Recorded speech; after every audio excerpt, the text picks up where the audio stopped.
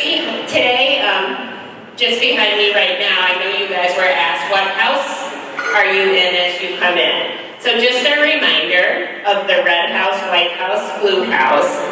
And of special attention, those of you who have Mrs. Manillo as your counselor, she is out on maternity leave, and Mrs. Richardson will be substituting for her through, I believe, March or April. She's up in her office today, all the counselors are, so if you have any questions or concerns about your schedule, you can head up to the counseling office after this presentation. So the reason we had you guys enter a raffle when you came in, every month during senior year, we pull 3 winners for what we call like prime parking. As you guys know, the parking situation is less than ideal here at Fairport High School. You guys have to share spots. And unfortunately, we just don't have the room, and I appreciate how kind you guys are and how you figure this out. Because most high schools, you get a parking spot, but we're just too big at the moment. So every month we try to make it a little fun, and in the very front lot where the teachers park, if you win the raffle, you will have your own parking spot for that month. So, one house winner per month. So September, you are all entered in the raffle for September by just being here today. And on the first Friday of the school, we will announce who has the individual spot. So if you win the spot, your partner also wins the spot, which is pretty awesome. So each month, we're going to do this raffle. For October, when we pull our October winner, it will be based on senior spirit. So during that homecoming week, your senior class advisors will be sharing with you the themes for the week. I know you guys contributed to voting for the themes, and they'll be coming out shortly. So in October, Mr. Kuhn, Mrs. Power, and I will give out tickets when we see you going above and beyond and really contributing to school spirit. In November, our winner will be someone who has no tardies. So that would be from September until November, having no tardies. And in December, we'll pull a winner if you receive a Proud to Be a Writer card. So each month, we try to make it fun for you guys, and then you get your own parking spot. So that's what you did when you came in. Thanks for doing that, and we will announce that winner on September 6th. So if you didn't turn your ticket in, make sure to turn it in on the way out. So our agenda today, we're going to do our presentation. We're going to first talk about senior privileges and senior lounges, and then we're going to cover driving information. At the end of the presentation, if you and your partner have done Survey 1 and Survey 2, you will actually get your parking permit. If we have a piece of information that is missing, we're going to ask that you be patient. Talk to your partner, get the correct forms in. It doesn't mean you can't drive on the first day. It just means you have a couple more things that you need to do. And finally, your senior class advisors and officers are going to be handing out senior t-shirts if you ordered one. If you did not order one, they have extras that will be for sale. And if you didn't bring money and you want to buy a shirt, I think you can ask them to hold one for you. So Mr. Kuhn's going to talk a little bit right now about senior privileges. Good morning, everyone. I'm not going to read all the slides exactly because you can see it as well. But please make sure when you have your driving privileges that you are on time. If you are late to school, even if it's the first time, you'll be revoked for the day. So you have to be to school on time. We often have questions about, well, what about the weather? Everyone knows the weather's coming. You can arrive early to school. It's okay. So please make sure you're on time. And I would say on the first day of school, do not leave your house if you live 5 to 10 minutes away. Don't leave at 7:15. everyone will leave at 7:15. So I would say get here on time and make sure you can time it out if you have to pick up your driving partner. When you look at your schedule must say senior privilege. If you look at yours and it does not say senior privilege, that means your parents did not complete all the forms properly. Okay, so make sure if you're done here, check and make sure it's in there. You'll notice on lunch, first and ninth, senior privilege can be extended for any lounge period attached to a lunch. Okay? Any of them that are attached to a lunch. And then parents and guardians must complete the form. Okay? Loss of senior privileges, like I said, if you're late, you are revoked for that day. Privileges are reviewed every 5 weeks. And this is important for everyone in here, okay? Academics are going to pretty much drive your senior privileges. If you are failing a graduate requirement, you will be revoked, okay? It's either myself, Ms. Power, or Ms. Minor, okay? We will revoke your senior privileges. If you are failing any 2 classes, you will be revoked, okay? And one of the things that we look for, we've made some changes over the year. It used to be that you'd be revoked for 5 weeks if you are failing, okay? We are going to meet each of you on a case-by-case basis to kind of figure out what's going on, how can we support, and we work out a plan with you and your teacher to kind of see when you are passing. We've seen that it's a huge motivator for students that are failing if they can get their grade to passing. So please make sure you get off to a good start for the school year.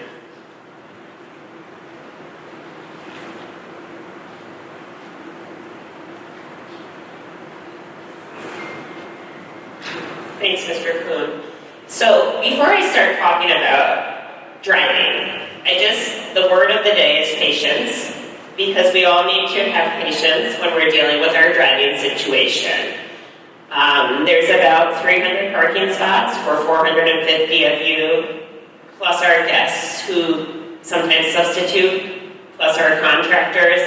So we have to be patient, we have to share spots, and we have to be patient when we're pulling into school, when we're leaving school, and especially today when you guys come to get your parking permits and you may find out your partner didn't do what they needed to do, or maybe you didn't upload something.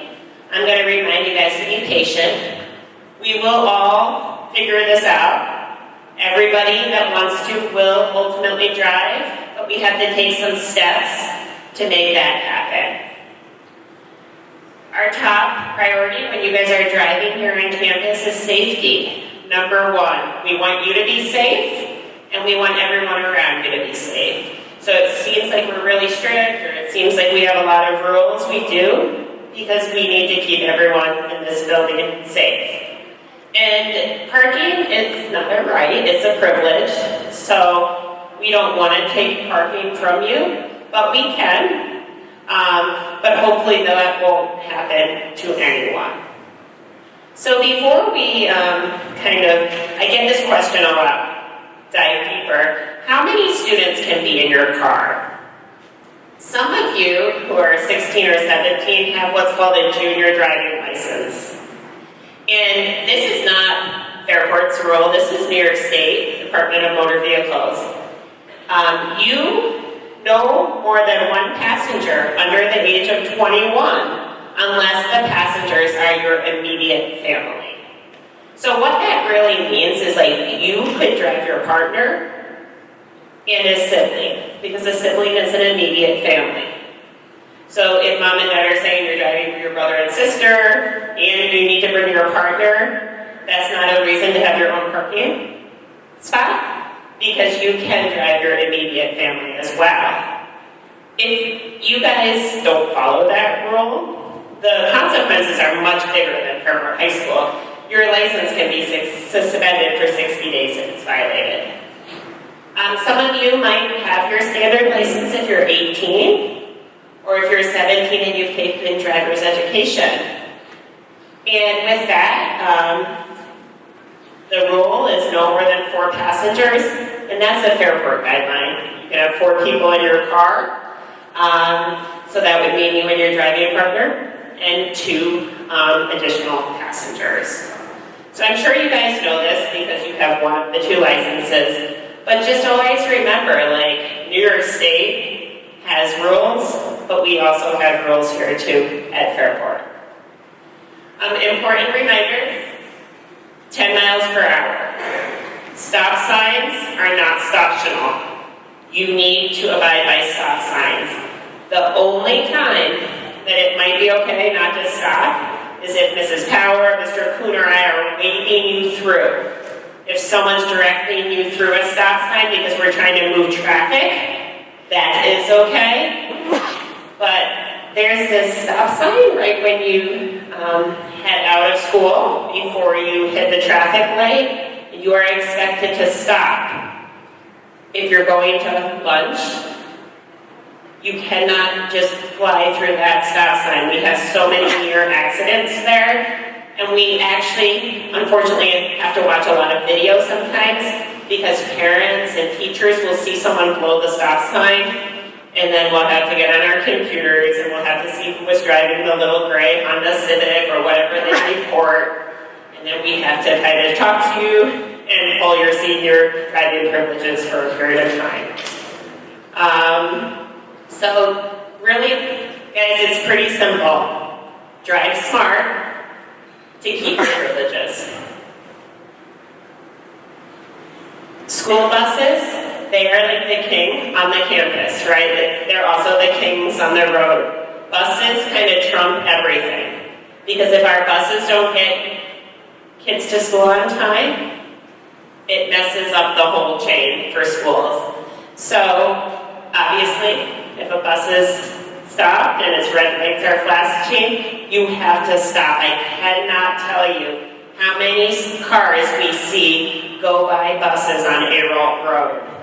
Right across our high school is a little community. I'm not sure what it's called, but constantly the buses are on their horns and people are blowing through the buses. You guys could get serious fines and legal consequences for doing that. So obviously, sometimes maybe you make an honest mistake. But going through the buses is never going to result in anything good. And on our campus, buses will always have the right of way. So we might stop traffic for 5 or 10 minutes so our buses can leave. They will always have priority. So being patient when our buses are leaving school, when they're getting to school. And buses have cameras, so sometimes we get camera footage from the buses, and then we have to see which car passed the bus, then we have to do that whole situation again. And potentially you could lose your parking here at Fairport. So our student parking lot, you guys probably noticed, it was painted and there's lots of arrows and parking spot numbers. So every spot is numbered and every spot will be assigned. And Mrs. DeMott keeps track of that. Mrs. DeMott does a great job doing it. And she knows who's supposed to be parked where. So sentries also patrol the parking lot. And when cars are not where they're supposed to be parked, it's a problem. We're told, we'll talk to you, but you need to just park only in your spot. You can see the arrows. We have 6 rows.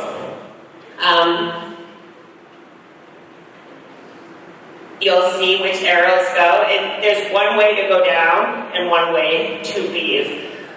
There's emergency spots. You see the 6th row. In the very back, near the football field, those are emergency spots. So let's just say someone's parked in your spot. You get to school and someone's in your spot. Do not park in any random open spot. That's not okay because you're taking someone else's spot. We would ask that you go to the very back, near the football entrance, and parking spots 309 to 317 are emergency spots. However, they may be assigned to someone already that day, so we would ask that you call the Blue House. You may want to put it in your phone or Google it when you get there, but Mrs. DeMott would tell you where you need to be parked that day. It is also very helpful if someone's in your parking spot to take a photo of the license plate and the make of the car so we can follow up with that person so it doesn't happen. Obviously, people make mistakes. We know people are, sometimes you forget, sometimes you park in the wrong spot. That's okay. But if it becomes a habit or a pattern, we're going to have to look into revoking parking privileges. When you get here in the morning, I cannot stress enough how busy it is. You guys are parking, there are teachers parking, there are parents dropping off, and there are some buses that are picking up to go to special programs in the morning. Driving the speed limit is so important. And when you park, walking on the sides, not in the middle of the lanes, is so important. Cars are going to be coming down each of those lanes. So as you get out of your car, walk to the side. We have everyone walk straight up to the crossing walk. We don't want you crossing the entire parking lot because it's quicker. We will talk to you about that if that happens. There'll be sentries outside. A lot of times I'll be outside. Sometimes Mr. Kuhn and Mrs. Power. You'll get into the system, but we ask that you be safe, that you use the crosswalk, and you walk on the sides. At dismissal, patience is key. Everybody in this room wants to go home. Your teachers want to go home. You guys want to go home. We understand you have jobs and other commitments. We would highly recommend, if you're leaving after 9th period, telling your employer that you probably can't work until 3:30. Sometimes traffic backs up. We have found that students like to run to their parking spots and try to beat the buses out of here. That's not okay. There have been times we've actually had to stop all senior parking traffic, and everyone waits, and then everybody is late. So you just have to walk to your cars and be patient. When the buses start to leave, which is 2:17 p.m., we stop traffic so the buses can get out on the road and drop other students off. They have the right of way. It is not okay to go around them. Once we stop traffic, you just sit and wait, listen to music, talk to your friends, whatever you need to do. But you really, really need to be patient. And there's absolutely no running in the parking lot or in the hallways to get to the parking lot sooner. Everybody wants to go home. Give yourself time. Give your employer time. So, today, we will be giving you guys your parking permits if you've done what you needed to do. This year we're using a sticker. The sticker is going to have the same number as the spot. So when the sentries walk through the parking lot, they'll be able to see that 49 is parked in spot 49. So you may not have ever put a sticker on your car. They come off easily. But this is important. You're going to want to clean your window before you put your sticker on. The sticker goes inside of your car, so you will have to get inside the back of your car on the driver's side. So you're going to be in the back seat on the driver's side. And when you get your permit, your name is going to be on the back, and you're going to peel the label with your name off. And the permit's going to be really sticky. You're going to put that right onto the back passenger window. Guys, if you could listen, that would be great. You don't want to, and you just want to stick it on your window. And to have a sense of where it needs to go, we're talking about the back passenger window. Your sticker is expected to be there, not on the back of your car, not on the driver's side. They're expected to be on this side. And the cars will be checked. So if you don't have your sticker, there will be problems. So if anyone has any questions, you can talk to us, but that's where the stickers will go. Guys, can the whispering stop? So privileges will be revoked, and there's a number of reasons students lose driving privileges. First and foremost, any of the rules we just talked about: speeding, driving too fast, going through stop signs, passing buses, really anything unsafe. For those of you that are EMCC students, you are not allowed to drive to EMCC. You are to take the bus, so you are to drive here and then take your bus to EMCC. Really, parking privileges can be revoked, so please keep that in mind. We don't want to do that, but it could happen. So in just a couple minutes, we are going to start handing out your passes. As a reminder, we've sent this a lot of parents were in an email, and I know it can be confusing, and we're here to help you, but you must complete Survey 1 and 2. Survey 1 was sent in the beginning of the summer, and it was sent a few other times. But basically, that's something you complete, you and your partner. Even if your partner will never drive, they can indicate that in Parking Survey 1. You need to upload your license if you have one, and your vehicle information. So we may say to you, you have everything in, but you haven't uploaded your license or vehicle registration information. We'll ask that you do that before we give you your parking permit. Then Survey 2 came out after you guys saw your schedules. That was when you were supposed to find your partner. Both you and your partner have to complete that survey and match. So some of you may have done the survey, but if your partner didn't do the survey, you can't get your permit yet. You'll have to tell your partner to do it. And we'll tell you what you need to do if everything has not been done. Some of you have co-ops, and you are eligible for your own parking spot because you're going to a job early, and your part of your school day is your job. If that's you, you still complete Survey 2, but for your partner, you just indicate your partner is a co-op. So we'll go through all of that with you. A reminder to your friends and your driving partners that we will have another driving seminar tomorrow at 9 o'clock, and we will have one Thursday after school. And the only way they can get their parking permit is by attending one of these. So at this time, I'm going to ask that Mrs. Deinhardt, Mrs. Wenderlich, and Mrs. DeMott, they're going to sit at each of the tables, and we're going to ask you to come to this will be the White House table. So Mrs. Deinhardt, all right, sorry. Sorry. This will be the Red House. This will be the White House. This will be the Blue House.